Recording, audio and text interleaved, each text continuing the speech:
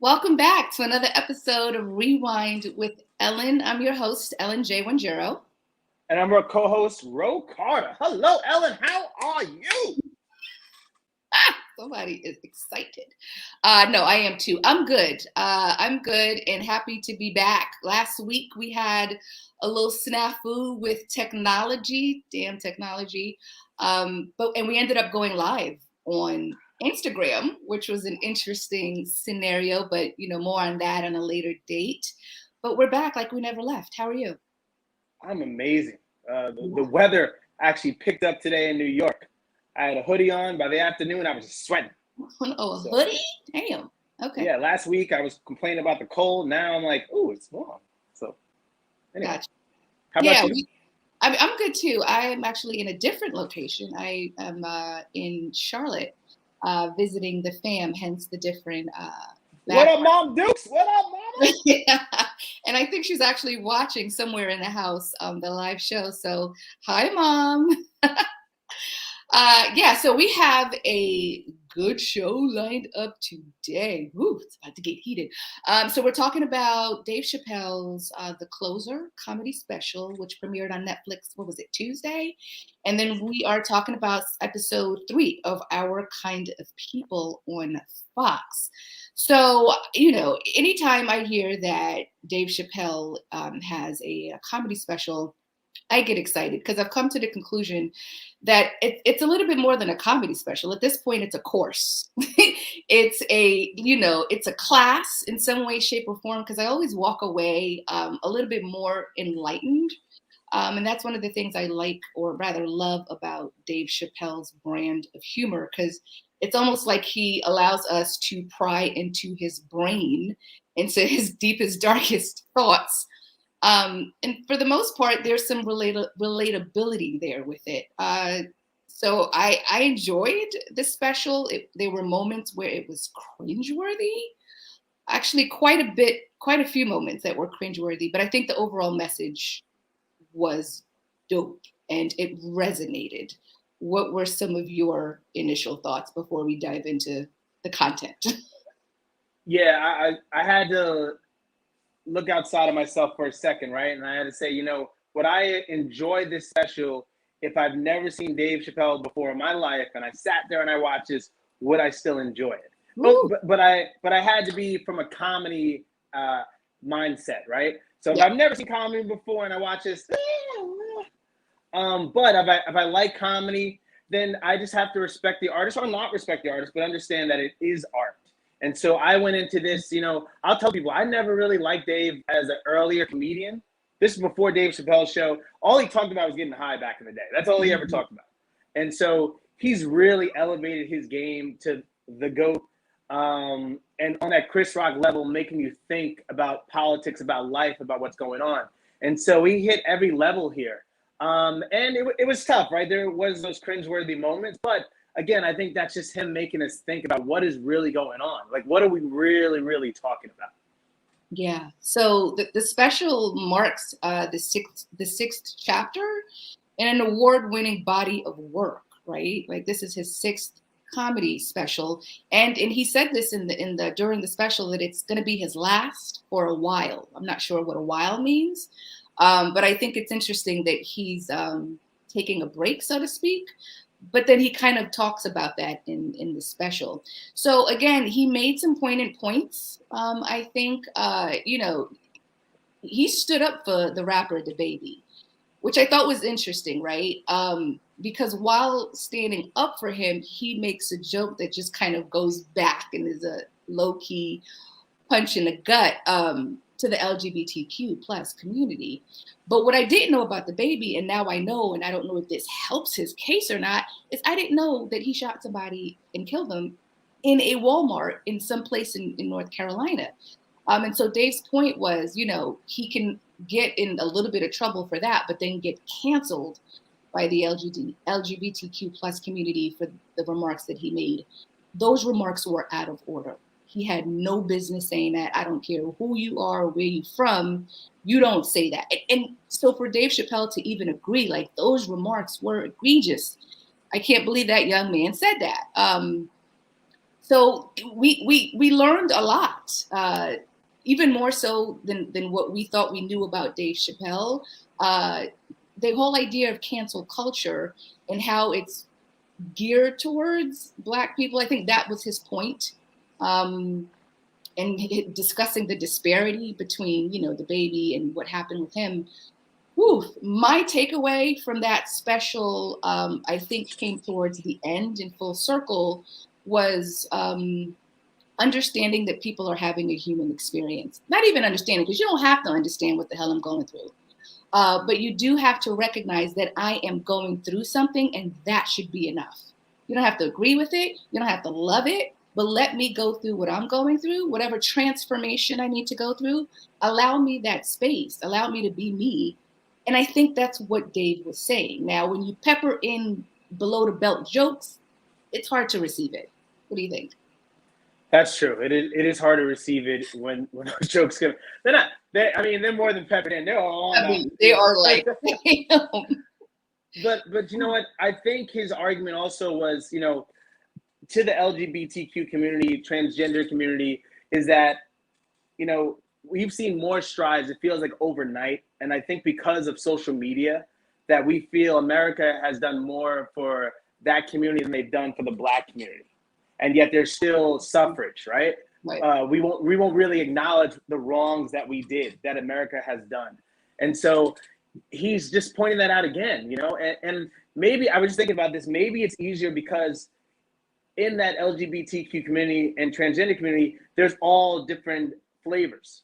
Whereas the Black community is just Black, Black, so right. it's easy to blend in and make waves because that LGBTQ person can be white and fit in and still make it up the ladder, and then maybe let a few people in and open up some doors.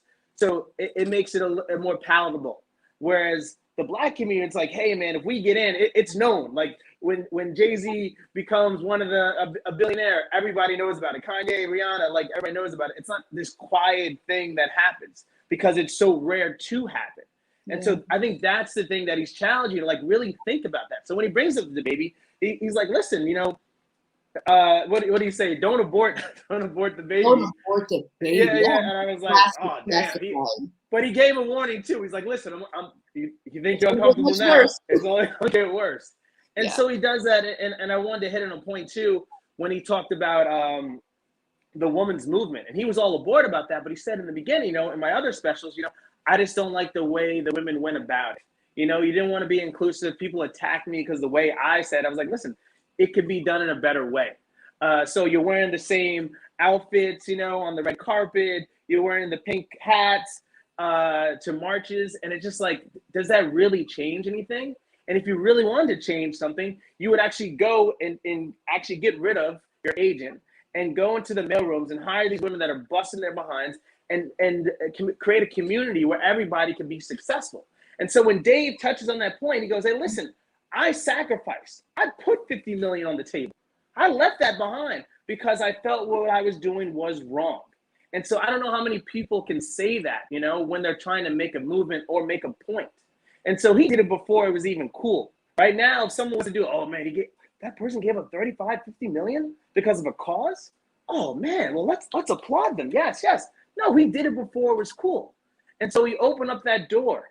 And so I have to applaud him for that because you had to recognize, hey, listen, I'm making fun of my people now in his stand-up. That's when he was doing the Dave Chappelle show, and he realized this is not good. When I see that white person who works behind the scenes and he's laughing too hard at me in a way that makes me feel uncomfortable now, I've gone to a point where I need to start changing the direction of the show and how I do my stand-up. So again, it's tough, I think, if you can really open your minds to it. But also I have to, we talked about this earlier, right? And I'd love to hear your point on the women's suffrage and movement, if that was handled the right way. Did Dave make a point there, do you think, Ellen? I mean, it certainly resonated in a way that I don't know I've thought about it before. When you think about the Me Too movement, it's such a touchy subject. To hear that coming from a man, I get that it hits different. Not necessarily it's a great hit, but I got it. I understood the message. I don't know that wearing black, to the Emmys, is really, evoking some change. Like, what is it doing, right? But then on the flip side, we also have to recognize that's what we're seeing. We don't know what's going on in the background, right? We don't know what women in high positions or women with power are doing to change that narrative. So while it makes sense and it sounds good, I don't know that I want to go hard and be like, yeah, because women and we ain't doing nothing and nothing's happening. We don't know. But his point was legit. If we want change to happen, we have to do more than wear a color that solidifies, that unifies us, right? We have to do more than wearing pink hats. And then I love the way that he brought it to full circle. I left 50 million on the table. Like, you want to sacrifice? That's what sacrifice looks like. And I felt that, right? That's his truth. Again, it's his point of view. It's how he thinks. It's what he feels. And I don't know that we can crucify him, or we should crucify him for that. Because another thing I like about Dave Chappelle, he says a lot of shit that we're thinking, but we don't have the balls to say. Yeah, exactly. Like, you know what I'm saying? Good, bad, or ugly. And then he's doing it on a public stage, right? That takes a lot of guts. And I think that's why he's reached the success that he has. The article that you sent me, it hit some points, right? And it made me rethink how I received this special. Because if I was trans, would I feel the same way I feel now? I think I would probably be more affected. If it was a white comedian on stage saying what he was saying about Black people, I might be ready to fight. So I had to kind of, change my way of thinking and approaching the situation. It's a lot more delicate than what I thought it was before reading all the backlash that Dave is having. And so a couple of people are chiming in. Hi, Rashad. Hi, Cheryl. Hi, Gabrielle. So Gabrielle. Rashad, right? So Rashad is saying, he's not a fan of Dave Chappelle. And he doesn't understand why people like him so much. And he brings up a good point. Netflix should have known the backlash that was going to come with this. I think Netflix was fully aware of the backlash, but then understood that this is going to spark some serious dialogue, good, bad, or ugly. Like, come on, Netflix is strategic. Netflix is in bed with him, bro. Exactly. The whole HBO thing, listen, Exactly. We riding with the ship. Yeah. Ride or die, we in here. Down in the weeds, we going off the cliff. That's exactly what it is. Yeah. And so to Gabrielle's point, I think they banked on it. Yeah. They knew what this was going to do. And so it is what it is. Hi, Cheryl. So yeah, I mean, the biggest. Are you really canceling your Netflix? Let's talk about it. Are you really canceling your Netflix? Right. Yeah. Netflix will never get canceled. At this point, if Netflix wanted to be president, I would vote for Netflix. Like, that's where I'm at with it. Period. You heard it here first. Right? You heard it here first. So the one thing Dave Chappelle said that I was like, damn, he said, why is it easier for Bruce Jenner to change his gender than it is for Cassius Clay to change his name? What? That was a bit of a game changer when you think about it. So as much as, people want to say, oh, he's making it Black against LGBT, come on, the truth is kind of in the pudding. So I don't know, it's hard to unpack. It's a lot to unpack. But I applaud him for trying to have this conversation, which so many people are uncomfortable having. And again, that's the problem we have right now. Everybody's so sensitive, but who's the one who's really going to talk about it and just be like, listen, hey, I'm not really familiar with this area. You're not really familiar with this area or how I should feel, but I know that I need to say something and I need to start being crucified because I don't know any better or because I want to learn. And so give me an opportunity. There should be a format where we can actually speak. And as crazy it may sound, as stupid it might sound, the things and comments that people say, it's a format where people can actually be comfortable. And it's a trust tree, right? Where you can just know, hey, I might say some stupid stuff, but don't make that my character, So again, you're going to have, we were going to talk about this deeper than what we're doing right now, but he's getting so much hate right now. It'd be interesting to see how we touch on it next week. We decide to do that and just see all the comments, because I hope the people that are actually commenting have actually watched it. There's nothing worse in my life that's so frustrating is that people that make comments and haven't seen it. Just watch it first.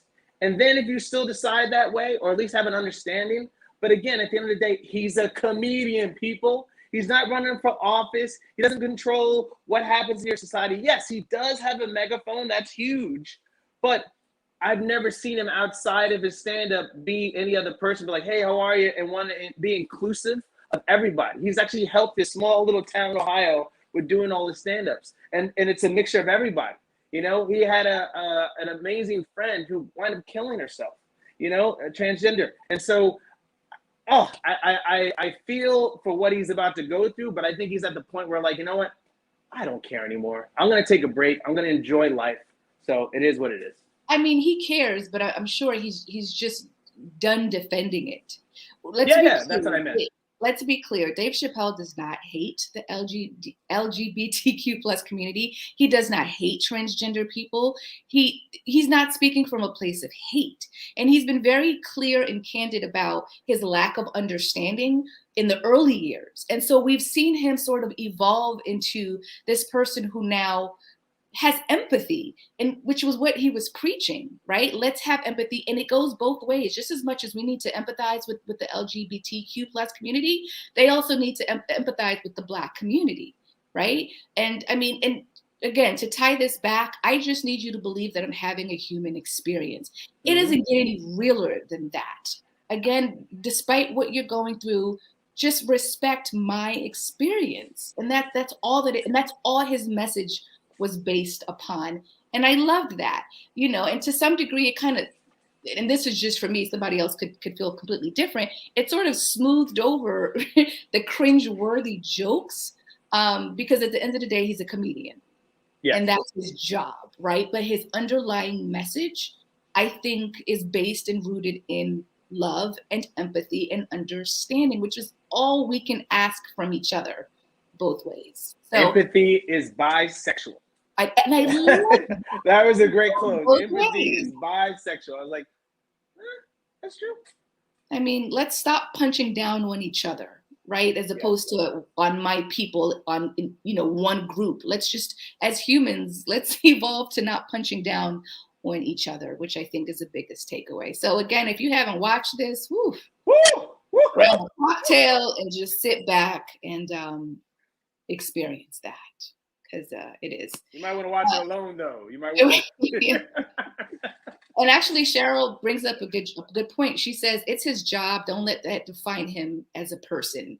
But on the flip side of that, though, as a comedian, you are sharing your thoughts, right? So that is who you are. So do we not define him based on what he's saying, if what he's saying is his livelihood? No, I've done stand up in LA and in New York. That isn't who I am. It may be it may be some thoughts I had in my mind, like anybody else, but that's not who I am. That doesn't define me. No, I won't agree with that. And so before we move on to the next segment, Rashad just brought up a really good point, which is something I said earlier.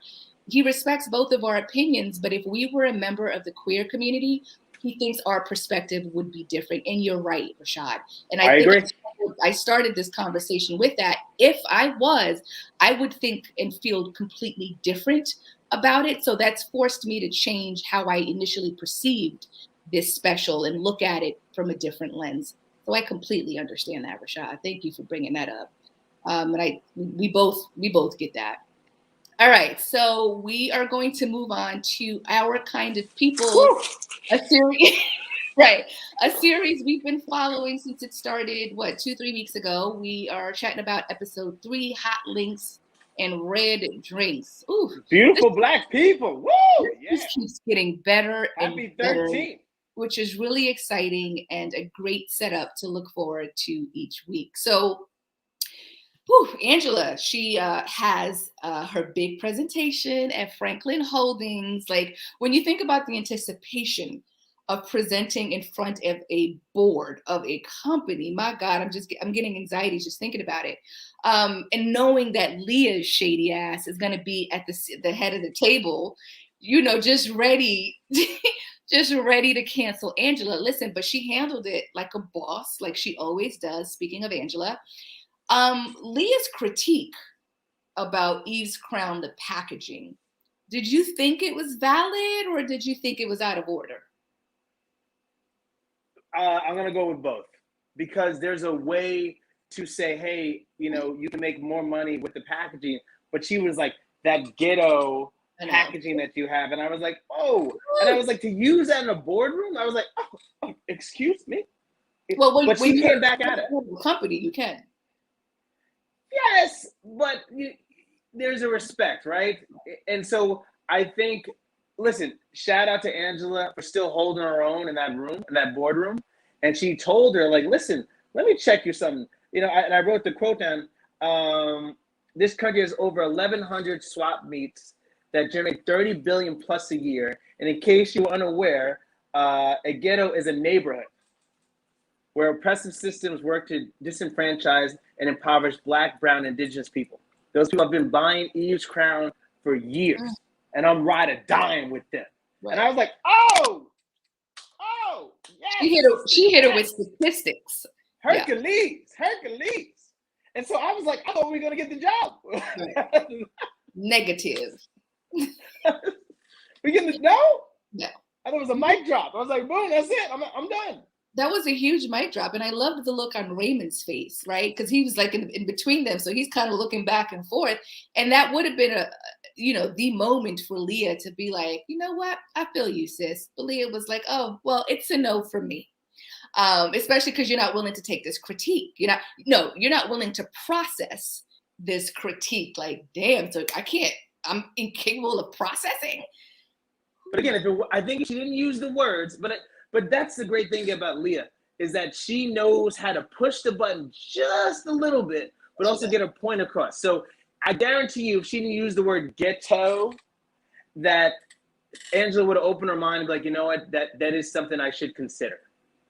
And we find out later that's something she does. Right. And I love that. Right. I love that they made it come around to that, not like, let me continue fighting her, but we'll get to that. So what was that's growth. Sorry, I want to say that is growth, people. And we need that. And I love to see that in sisters, the growth, instead of old school, like, you ain't gonna tell me what to do. No, like, you gotta really listen, if you want a business or anything in life to really take off, whether it be relationships, businesses, whatever you're looking to do, you gotta take that in. Yeah.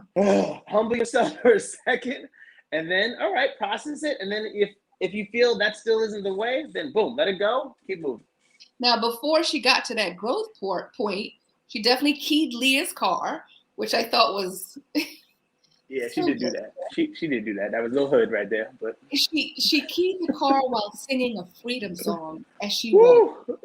Like how beautiful, how poetic was that? Like you're not going to be that shady to me, knowing how important this program is and get away with it. So let me go ahead and key your car. And so then Angela goes on live, to get feedback from her supporters. Should she change the packaging or not? So I don't know if you've noticed, every episode, Angela goes on live. Like that's her way of connecting with her supporters. And I also feel like she's connecting with us, the people that are watching her, which is kind of cool. That would be cool if they did that. Like, actually, that'd actually be next level on the show. Yeah. All right. So next scene that was kind of equally gangster. Raymond confronts Teddy about getting his company back. Listen, the dialogue between Papa Pope and Raymond, you can't take Papa Pope out of Joe Morton. It's just not happening. It's just not happening. Like that's just who he is. I don't know that he's ever been. Let this brother live. Let this brother live. I'm not. Yo, the comment that the Q Dog versus Noop comment that he makes in that scene is so out of order but beautiful. Yo, I think I must have rewinded that like 3 times just to make sure I heard what he said. So basically, Raymond is asking for a company that he had to give up. And he was bailed out and it ended up going to another man, right? Like Teddy. So he's kind of comes crawling back asking for his company. And then so Teddy, played by Joe Morton, is like, listen, you and I are so different because I would never go back and ask for my company from another man. Like, but that's the Q Dog in me. And so your ask is polite, but that's as Noop as they come. And I was like, ouch. I hope that there's a Q Dog and a Noop, like in the writing team, because then that's kind of like shots fired. Yeah. If you think about it, like sheesh. But then, what did you think of Morris Chestnut's character Raymond's response? It didn't hit as hard. No, it was soft. It was like, yeah. That's all it really was to me. No, Okay, I mean, watch out. Watch your back. I'm going to get you next time. Yeah. Raymond is like, the thing about us pretty boys is we may look weak, but we carry a strong cane. Like Again. I like how Raymond delivered it, but it didn't hit as hard as what Teddy Again, said. it was like he said, yeah. We're going to get you, old school. We So- come back for you, old school. So hopefully Raymond has his moment in the sun against Teddy. Like, I hope he gets his damn company back at some point so we can really see him flex. We're not using him, ladies. Ladies, we're not using him enough. I either need more shirts off or I need him to be in more roles. We are not utilizing this man enough in this show. Morris Chestnut, that is, yes? Yes. Raymond needs more. I'm open-minded. Everybody have a good time. That is straight shade. Yeah, so they're, considering their, father-in-law, son-in-law, there's some interesting blood there. So I'm looking forward to seeing how that relationship develops or doesn't develop. All right, so where are we at now? Angela confronts Teddy at his office, right? Yeah. So that's something we've been waiting for. Didn't know exactly. Actually, I was a little surprised that it happened so soon, but I keep having to remind myself it's only 8 episodes, so everything's accelerated. And so that scene was interesting because that's the first time I've seen Teddy sort of speechless. Sort of like, oh, wait a minute, what's happening? I don't know how genuine that was. What did you make of that scene with Teddy? I thought it was genuine because Teddy's the type of person, like, he's prepared for everything. And so she caught him off guard. Right. And the only reason she caught him off guard is because Leah went to the house and tried to buy her out. And so because of that, she was very reactive. And Teddy's not ready for people that are reactive if he doesn't know you. And Right. You saw that early in other episodes, when he knew his daughter and how she was going to play it out, and he was already a step ahead. So it's going to be interesting to see how he plays that role with his other daughter now, because he doesn't really know her and know her moves. And we see that kind of play out throughout the episode. Yeah, and so she thought that Teddy sent Leah to buy her off, hence why she rolled up into his office, which was really bold. Like, you just stepped into town like 2 seconds ago. You just rolling up in Teddy's office, but Well, they did roll up in her house. I mean, everybody's been rolling up the house episodes before. That's true. That's a very valid point. All right, so to our favorite couple, Tyrique and Angela. So I like that Tyrique took her out on a date, right? Because so far their hangouts have sort of been predicated on an event that's already happening. And by the way, do you come with me to this, Angela to Tyrique? So I like that Tyrique kind of stepped up and he's like, yo, I want to take you out tonight. And then where he takes her, like, oh my God, now all my dates need to take me to something equivalent or better. You know what? This show is messing up for brothers that are on a budget. He first bought her shoes. They didn't go on a date. Now he's got a whole quartet in the background. He's like, take 5, guys. I'm going to do lunch now. Like, come on, Teddy. Let us breathe a little bit. Tyrique. Yeah. So what I loved about that scene was just the Black excellence. Like, you really got to see the potential they have as a couple. Like, if Tyrique really lands the deal with the VIP suite, and she, excels in the program and becomes this successful business owner, like, you see the magic, you see the Black excellence, just like you see it in Leah and Raymond. So it's always lovely to see Black love on screen, and also being able to share your goals with your partner or your potential partner. That's dope, because you get to see how we can support each other. You get to see, is he going to hate on me? Is she going to hate on me? Is she going to be supportive? Whatever. So I liked that scene. Did you pick up on any, like, oh, okay, goals? Yeah. I love when people are supportive of everyone's goals and aspirations. And so when she's like talking to him and she's still trying to figure him out, like, is he on the side? Yeah. Or is he just trying to figure out his own path? Because his dad did save Teddy. And so he has to decide, like, who's he really with? What team is he playing on? And so for him to come together and say, hey man, to tell a potential wife, a potential girl, a potential anybody in your life, like, hey man, these are my goals, these are my aspirations. I want to make this plot of land this VIP suite, and I want to be here with you. And I'm like, oh, not only does he have dreams, but he's gonna put me in his dreams. Okay, I see you, I see you. So, it was a beautiful moment. Lance, you're killing me, brother. You're killing me. Hey, make it do what it do. And so immediately after that, we get to see a scene between Leah and Raymond, and how, Leah tells Raymond that, Angela is my sister. And then I loved Raymond's response, right? Which speaks to really knowing your partner and knowing how to receive what your partner is going through. So he says to her, that's why you dislike her. She's making you do something that you hate. She's making you wait and see. So in that moment, we get a little insight about Leah and how she thinks, and we get to see how much Raymond knows his wife and knows exactly what to say. So I thought that was such a pivotal moment. Now, will Leah switch her game face up towards Angela? I doubt it. She ain't willing to share that throne, not just yet, certainly. But again, I loved seeing just the Black love and the support in that moment. All right. Yeah, definitely need that. So Patricia and Teddy, man, what's going on with Patricia? I started off, so Patricia is Debbie Morgan's character. She's beginning to come across a little shady. Like, I don't want to say shady, but I don't know that I trust her as much as I did coming into this. Like, in this episode, we found out that she killed somebody. It's like, who the hell is Darius? Like, what did Darius do? Why is he buried in a plot in some land that Teddy ended up buying? Like, what's happening? I don't know what. I think Teddy bought her out a long time ago, and we're gonna find that later. And that's, when they get into it, she calls him shit. What are you, Shaq? Yeah. Oh, that was a funny scene. I was the way she delivered that scene was funny. Right. Yeah, as if it was off, like just out of nowhere, and he's like he had to keep his composure. But that was a great scene. But Teddy also has something on her, right? And he's like, listen, you keep prying where you shouldn't be prying, and I still understand. I still got a wild card for you just in case. And so he checked her, and you just keep on wondering, like, what is going on? Like, there's a whole nother story. We got another story that's gonna happen.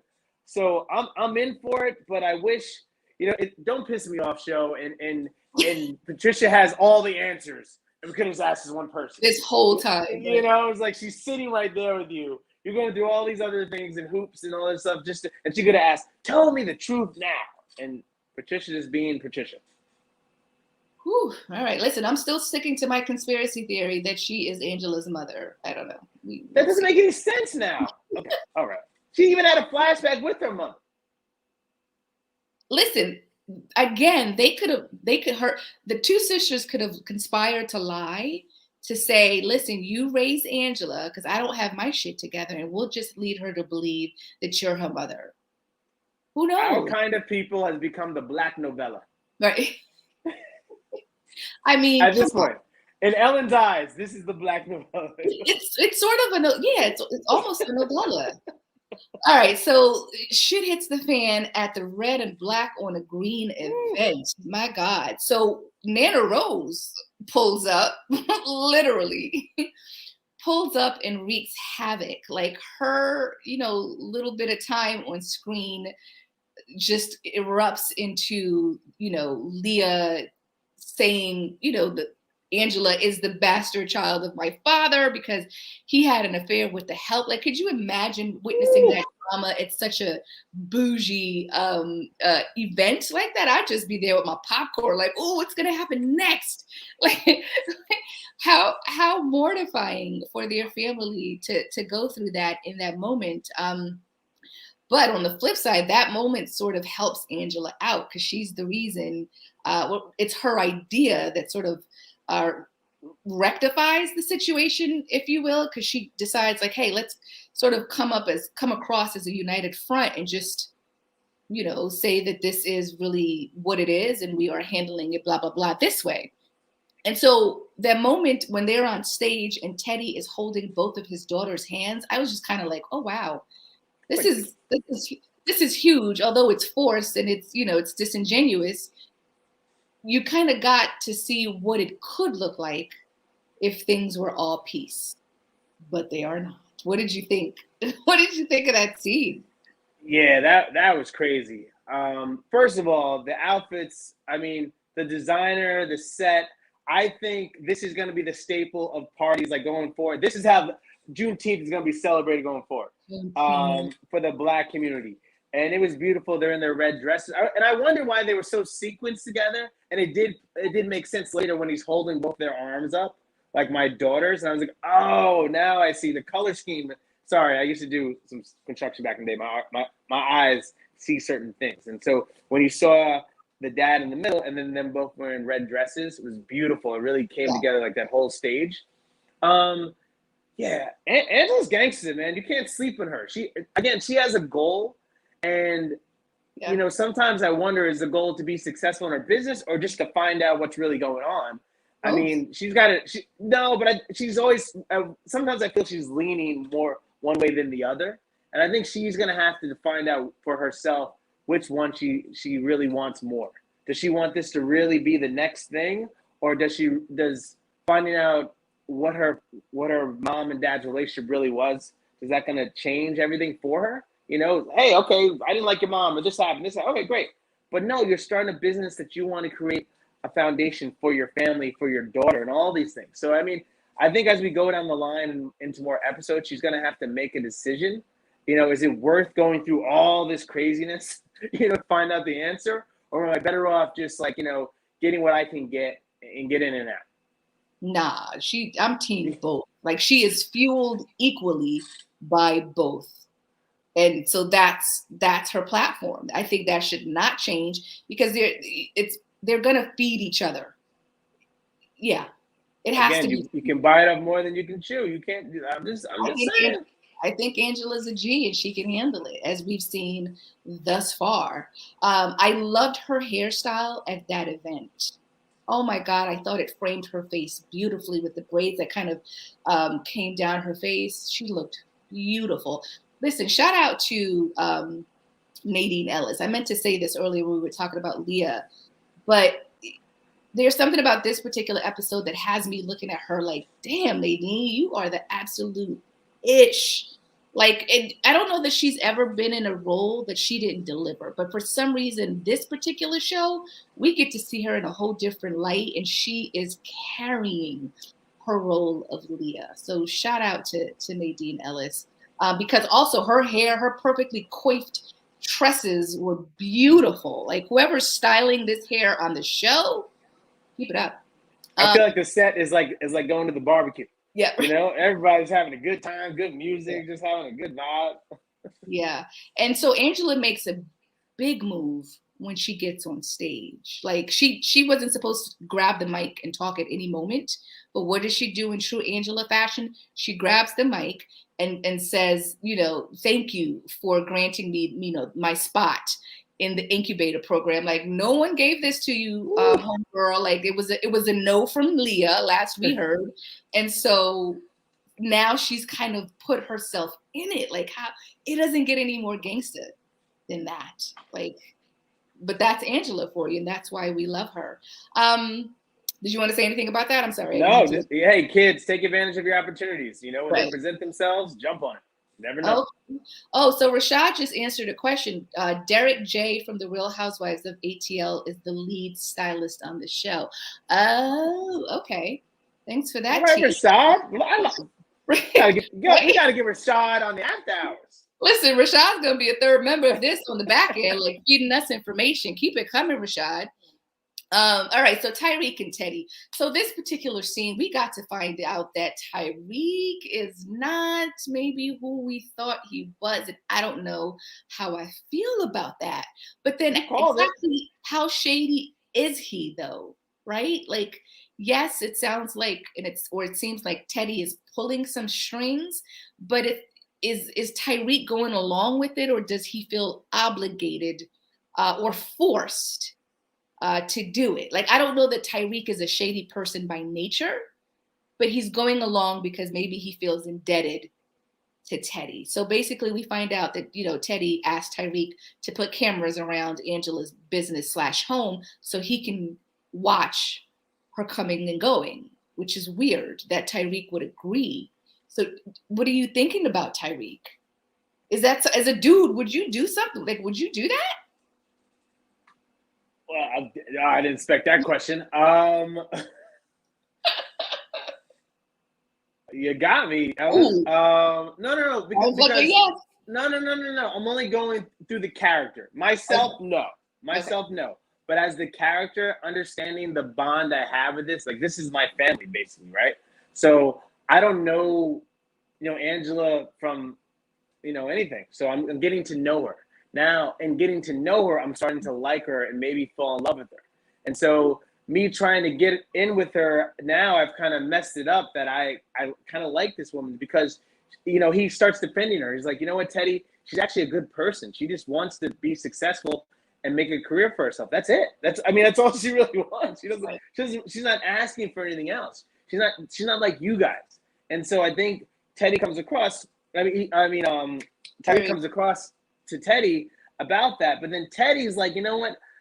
Let me get back to my old ways and manipulate the situation. He's like, listen, you know what? I've been thinking long and hard about this, and I want you to be one of the people to interview for the VIP suites. And ding, ding, ding, dangles that carrot in front of Tyrique. He's like, oh, yeah. Oh, yes, that's great. Oh, thank you so much.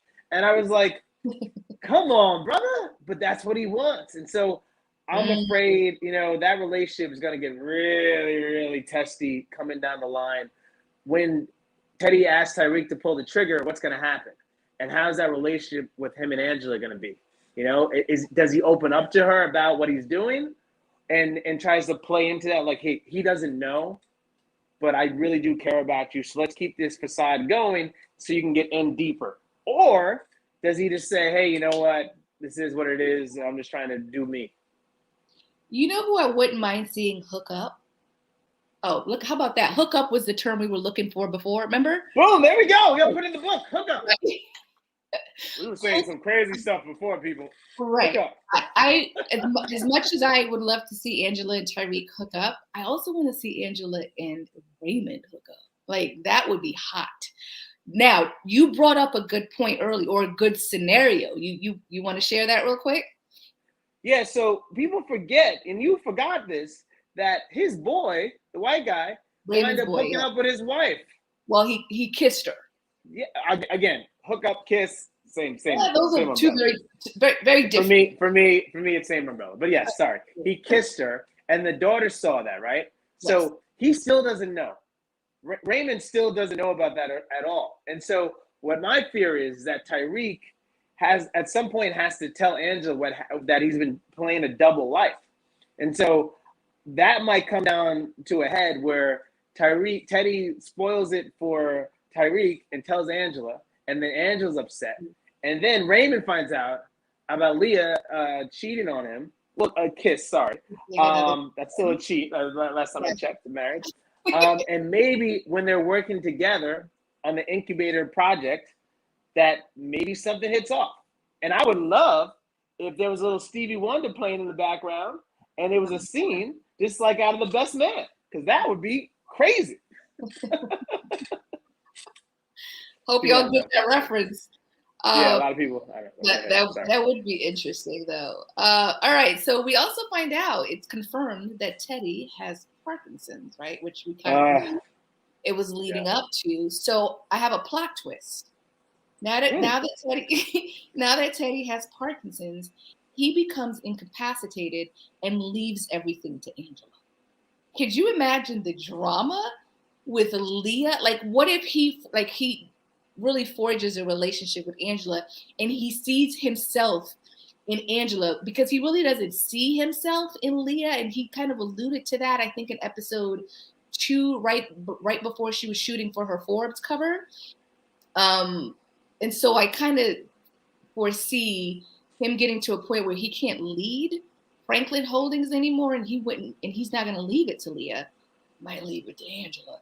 Well, that would be a game changer for season 2. I'm just gonna put it out there.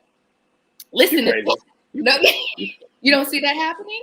That is. I mean, it's a reach. It's that, but again, the only thing that can support your theory is that when he saw her, he's like, "Oh my God, you look just like your mother," and that just like kind of triggered something in him, and there was a soft part of Teddy that you don't really see. And again, I only feel is because he doesn't know her. As soon as he gets to know how she kind of works, I think you're going to see old school Teddy P, kind of doing his thing, you know, and manipulating the system as much as he can until, listen, I'll tell you right now, men are very, very weird, right? And the older you get, and it's until you're on your deathbed do you start reaching out to people, you know? So he hasn't yet been on the deathbed. He is going through some things in his health. So right now, I still think he's gonna fight, because that's who he is. He's a fighter. But until it comes to, he's like, I can't move anymore. I'm shut down mentally, physically. Then will he start to think like that? But I think for right now, he's gonna just ride this baby out. Well, they're setting it up with the Parkinson's now, because eventually he will not be at the helm of this company. So somebody has to take it over. It would be dope if it's Angela. That would that would change the dynamic completely. So Rashad just threw a goddamn curveball. So he says, you want to take bets that the white dude is Leah's daughter's real father? She's a little light skinned. I'm just saying. What? Rashad, what? That would be interesting. Think about that. You know what? Wow, that's a whole nother plot scene. What? And they left that alone. You totally forgot about that. Like, that's a good, Rashad, you want to get a job soon, bro. Keep on. Rashad, listen, we about to holler at you for a job. And then Cheryl just responded with, "Oh shit." Exactly, Cheryl. I don't know. I can't see these responses, people. So that's why my reaction is live. It's really live. I can't see them. She sees them. She reads them to me, and I'm just reacting. Because it's so random for Jack, who's the Raymond. That is, yeah. That's a wow. That's a and that would make sense because she was so comfortable in a way. Ooh, Rashad, you're going deep. Because I was like, if you're trying to kiss my wife, that there's like, there's friend stuff. Was like, what are you doing? But she was like, what are you doing? It wasn't like, what are you doing? It was like, what are you doing? You've been here before. Yes. Not the first time. Ooh. Plot twist number 5. Plot twist number 5. Ooh, okay. Rashad, place your bets. Place your bets, Rashad. Place your bets. Yeah. So there are lots and lots of theories. Yeah, good point. He says, how can 2 dark-skinned people have a child biologically that light? They can, depending on the lineage, right? Depending on their parents. We're just trying to hire people. We're just trying to be inclusive, all shades. Come on. That's all. Maybe that's all that it is. And we're reading. But I like this. If we're gonna go deep, you know what? Rashad believes this is true. This is real life. That's mean, if this is a novella, then it's very possible. Yeah. And this is me being let's think Empire. Like, we know how crazy Empire was. Like, all types of weird scenarios. So that wouldn't be far-fetched. All right. So one thing before we start to wind down, what I loved about this episode were the mother-daughter connections. I feel like both Leah and Lauren had some resolve, and also Nikki and Angela had some resolve. I was really happy that Nikki got to say her piece to Leah, her mother, and Leah was open to it, and she accepted her daughter for who she is. Her daughter came out, and I was so grateful that Leah had the wherewithal to be like, you know what, I love you as you are and for who you are. And then she also went a step further and shared a little bit about her history and how she was raised to hide her flaws and project perfection, which is something she forced upon her daughter.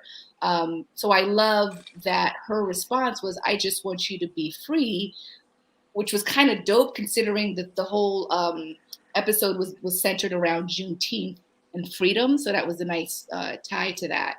So, hopefully we see a less annoying Lauren moving forward, because she's been bratty, but we understand.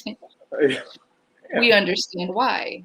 And then she's going through some things. Some serious things. Some serious things. And then with Angela and Nikki opens up about her father, which forces Angela to make a move towards the end of the show. But then also Angela decides to make Nikki the face of Eve's crown. So going back to what we talked about earlier, I love that Angela, took Leah's critique, as painful as it was. She took it, understood the assignment, and came back and made her daughter the face of it. Like, come on, like Angela's dope. She's business savvy. I will say that. And then we find out, because while Nikki was talking, in my mind, I'm like, yo, what's up with her father? Where is her father? Not knowing that the scene was coming, was following up next. Did you feel any type of ways about those connections, or it's just me that picked up on that? No, I love where it's going, and you know what? To add to the show, it piques my interest every week. Like I want, we went in there originally like some hate, but it's a really good show, man. And you know what I love? It's just such a good look for people of color and Black women. It's so positive. I mean, if you're not watching the show with your daughters, your sisters, your friends, like you know what?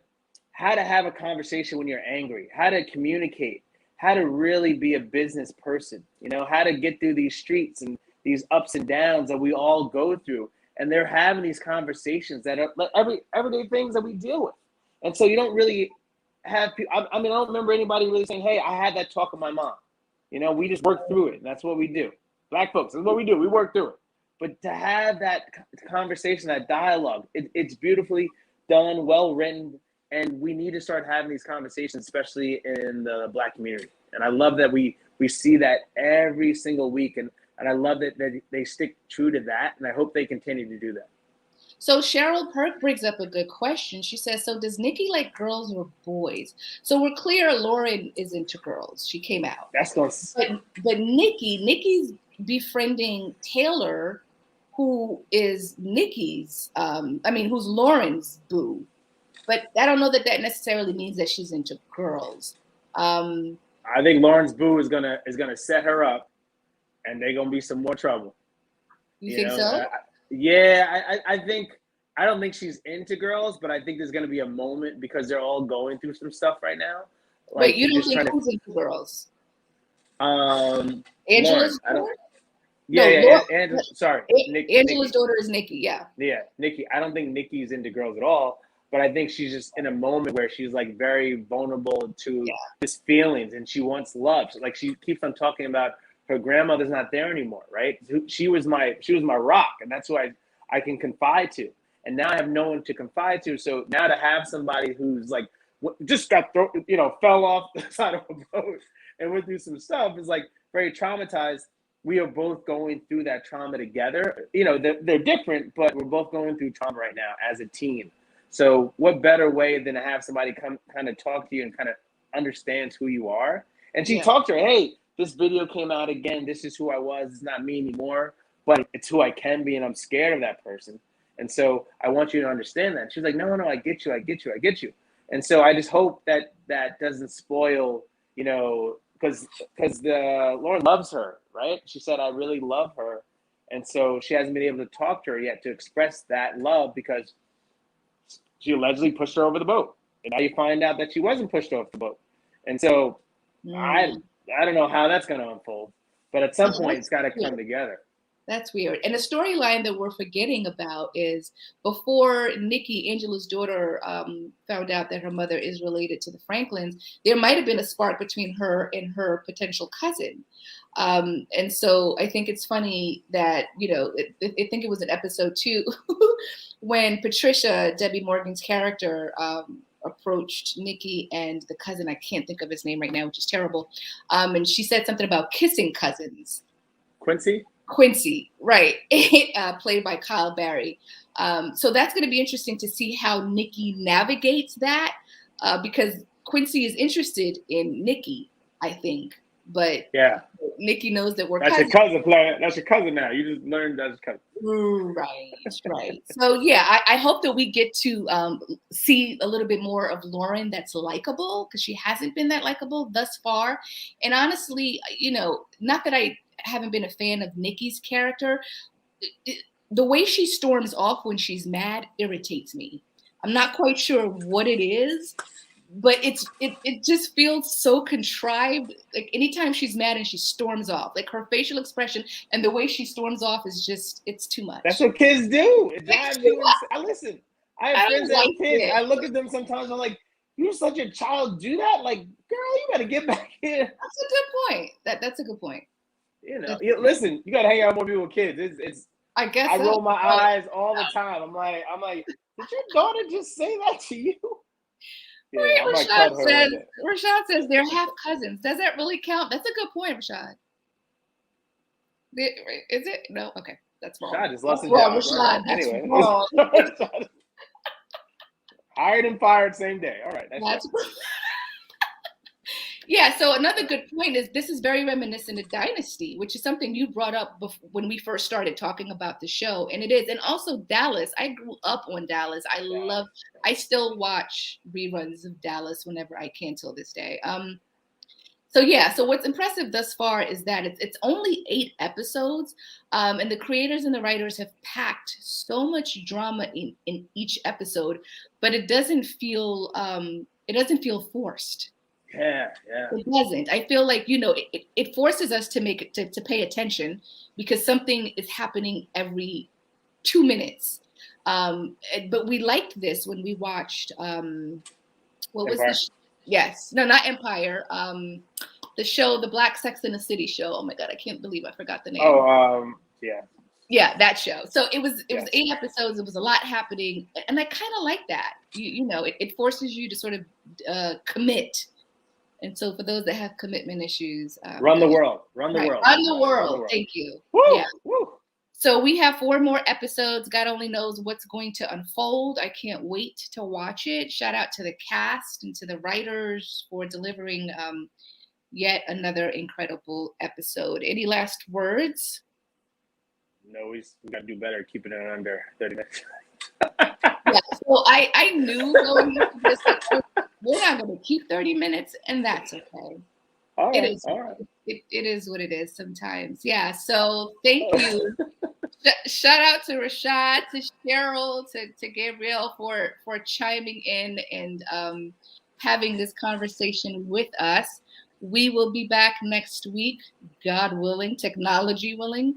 And so, like to your point, I'm interested in seeing how far the whole Dave Chappelle comedy special will go between now and next week. I'm sure it's going to unfold a lot more. We shall see. All right. Have a good night. I almost don't want to leave, but we have to leave. We have to go. Sorry. Right. Next week, after hours. Enjoy the time with your mom. Be safe. Thank you. So wait, really quickly, because I can't help myself. Eventually, Ro and I are going to do an after hours show on Instagram Live. So stay tuned for that. That's going to be a little bit more raw and unfiltered. So grab your drinks because we will have ours on deck. But we will keep you all posted for when that pops off. Good night. All right. Goodbye.